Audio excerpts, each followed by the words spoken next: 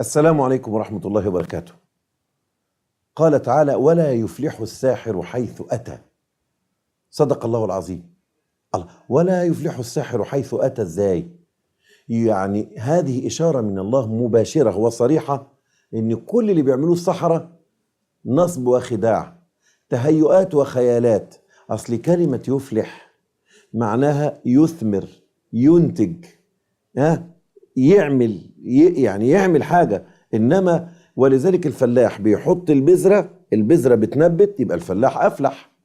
إنما لو البذرة ما نبتتش وطلع نبات وطلعت ثمرة يبقى ما أفلحش. يبقى الفلاحة هي الثمرة. علشان كده لما اتكلم عن المؤمنين قال: قد أفلح المؤمنون. لأن المؤمن زرعت خير، ويوم القيامة حصدها حسنات، حصدها جنة ومغفرة وعفو من الله عن السيئات. يبقى أفلح ولا ما أفلحش؟ أفلح. إنما اللي بيعمل خداع ووهم ملوش حقيقة بنقول ما أفلحش. عشان كده ولا يفلح الساحر حيث أتى. كله خداع، كله خداع. علشان كده اللي مؤمن إن السحر خداع هو الوحيد اللي هيفهم الكلام اللي هنقوله دلوقتي. هندعي دعاء لإبطال الخداع، يعني لإبطال السحر.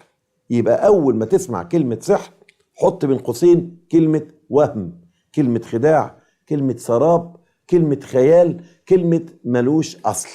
ونكمل بعد هذا الدعاء. اللهم آمين، اللهم آمين.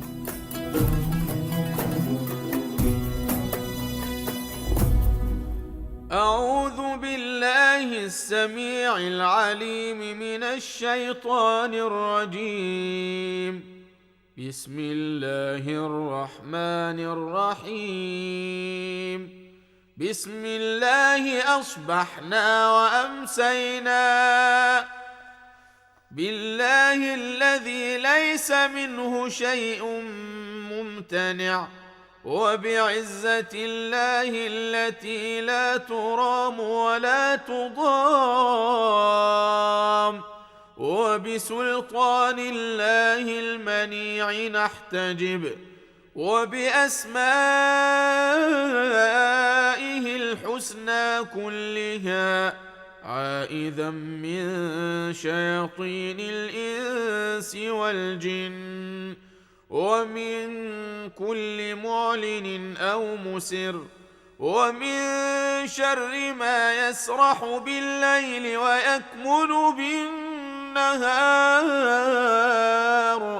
ومن شر ما يسرح بالنهار ويكمن بالليل، ومن شر ما خلق وذرأ وبرأ، ومن شر إبليس وجنوده، ومن شر كل دابة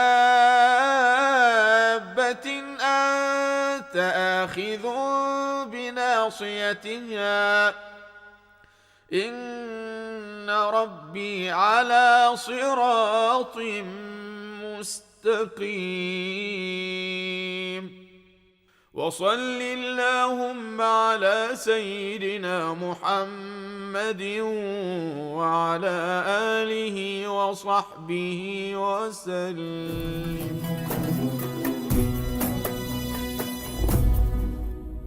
اللهم آمين يا رب العالمين، اللهم آمين.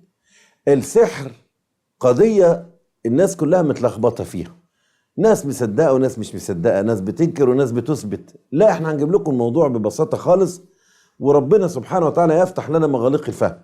السحر موجود، انما حقيقته مش موجودة. تقول لي ازاي؟ اقول لك حاجة بسيطة خالص. مش كلكم بتشوفوا منامات؟ المنامات حقيقة ولا مش حقيقة؟ المنامات حقيقة، لكن تأثيرها مش حقيقي. يعني ايه تأثيرها مش حقيقي؟ اقول لك يعني انت لو حلمت في المنام ان انت بتفر في رزمة فلوس، ورق بنكنوت كبير معاك من ابو 200 جنيه ده يا سلام، حاجة جميلة قوي وفي منتهى السعادة، وعمال تدي فلوس. هتصحى من النوم هتلقى الفلوس موجودة جنب منك على المخدة؟ طبعا لا. يعني خد بالك من حتة مهمة جدا، انه حكاية انك انت تصحى من النوم تلقى اللي كنت في المنام معاك، الكلام ده خلينا واقعيين، الكلام ده مش صحيح. يبقى المنام اللي انت شفته حقيقي، لكن تأثيره مش حقيقي. برضو السحر دوت يلخبط لك جهاز الاستقبال بتاعك. تشوف الفازة أرنب، وتشوف الترابيزة فيل، وتشوف القلم عصفورة، وتشوف الكتاب غراب، وتشوف السبحة دي بطة والعياذ بالله. حاجات دي بتحصل ولا ما بتحصلش؟ بتحصل. الواحد بيشوف حاجات ليها العجب لما يكون متلخبط او مزاجه متلخبط او عينه متلخبطة. وعلى فكرة بعض العقاقير اللي بياخدوها المدمنين والعياذ بالله او بعض المرضى النفسيين بيدوهم عقاقير معينه ممكن تسبب له نوع من الهلاوس البصريه اللي بيشوف فيها ضلالات ما هياش صحيحه وبيشوف فيها الامور على غير حقيقتها.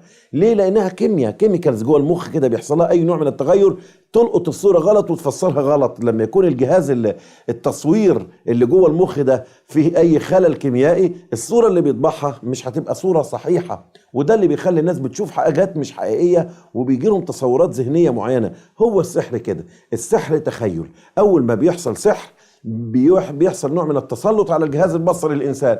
الجهاز البصري بياخد الصورة غلط وبيحصل التأثير اللي أنا بقول لكم عليه. الكلام ده حصل لمين؟ لنبي من أنبياء زي سيدنا موسى. أنا عاوزك تركز معايا في الكلام اللي هقوله لك دلوقتي. ربنا بيقول عن موسى إيه؟ فإذا حبالهم وعصيهم يخيل إليه. هقولها مرة تانية. فإذا حبالهم وعصيهم يخيل إليه من سحرهم أنها تسعى. يبقى لازم تقول لي دلوقتي بنفسك، سيدنا موسى شاف هذه الثعابين على أنها حقيقية ولا لا؟ طب وهل كانت هذه الثعابين حقيقية؟ لا، لم تكن تلك الثعابين حقيقية. المولى نبهنا إلى ذلك وقال فإذا هي تلقف ما يأفكون وألق عصاك فإذا هي تلقف ما يأفكون. ما يأفكون يعني إيه؟ أنت عارف، فاكر أنت كلمة حادثة الإفك؟ يعني الكذب، يعني الكذاب، يعني الأفاك. فحادثة الإفك يعني حادثة الكذب. وألقى عصاك فإذا هي تلقف ما يأفكون أي ما يكذبون. يبقى هذه الحبال والعصي ما هيش تعابين يا جماعة حقيقة، إنما هي نوع من أنواع التخيل اللي تخيله سيدنا موسى عليه السلام. علشان كده بقول لك السحر تخيل. فأي إنسان يقول لك أنا مسحور قول له كل ما في المسألة اعمل حاجتين: الجأ إلى الله عز وجل بالدعاء وبالرقية اللي بنقولها دلوقتي، يعني بالدعاء والرجاء وتصحيح العقيدة لله سبحانه وتعالى. الحاجة رقم 2، مبروك عليك لما تعرف وتتأكد ان اللي انت بتشوفه مش حقيقة. يبقى ما تخافش، ما تفزعش، ما تتوهمش، اللي انت شايفه مش حقيقة، انت واقع تحت تأثير سحر. على فكرة حتى السحر اللي ورد ان النبي صلى الله عليه وسلم سحر اياه، كان تأثيره ايه على سيدنا النبي صلى الله عليه وسلم؟ التخيل. كان يخيل أنه يفعل الشيء وما فعل. التخيل. ولما زال السحر زال سببه. والتخيل دوت بيحصل لنا كتير من غير سحر والحمد لله رب العالمين. احنا ياما تخيلنا حاجات لا أساس لها من الصحة، ياما تخيلنا أمور لا علاقة لها بالواقع. يبقى ما تتفزعش وما تترعبش قوي من السحر. ده أنا بقول للناس دايما ان الحسد أخطر من السحر. السحر لو مشي زالت الأسباب رجع الإنسان لحالته الطبيعية. عشان كده بقول لكم تأملوا هذا المعنى واعرفوا ان السحر خيالات في خيالات في خيالات في خيالات لا حقيقة له. إنما لما تيجي تدعي الدعاء شوف الدعاء بيقول إيه: أعوذ بالله السميع العليم. عاوز حاجة لما يكون معاك رب سميع وعليم، لا تخاف إنني معكما أسمع وأرى. أعوذ بالله السميع العليم من الشيطان الرجيم، شيطان مبعد. بسم الله الرحمن الرحيم. بسم الله أصبحنا وأمسينا، بسم الله الذي ليس منه شيء ممتنع. محدش يقدر يمتنع عن الله سبحانه وتعالى جل وعلا. وبعزة الله التي لا ترام. ربنا سبحانه وتعالى لا يستطيع أحد أن يتجاوز حدوده مع عزة الله سبحانه وتعالى. هو العزيز الذي ليس عليه شيء ممتنع، هو القادر الذي لا يصعب عليه شيء في الأرض ولا في السماء، هو القوي الذي لا يقوى أحد أمامه. قال تعالى: إن يشأ يذهبكم ويأتي بخلق جديد وما ذلك على الله بعزيز. هو القوي، هو المتين، هو المنتقم، هو الجبار. الجأ إلى الله وخلي ثقتك في الله. في ثانية السحر كله يتلاشى ولا يستطيع أن يقترب منك إنس ولا جان. بقية الدعاء كله فضل وكرم، اتعلموه واحفظوه ورددوه. والله الشافي والله من وراء القصد. قولوا آمين. اللهم آمين. فإلى الدعاء إخوة الإيمان والإسلام.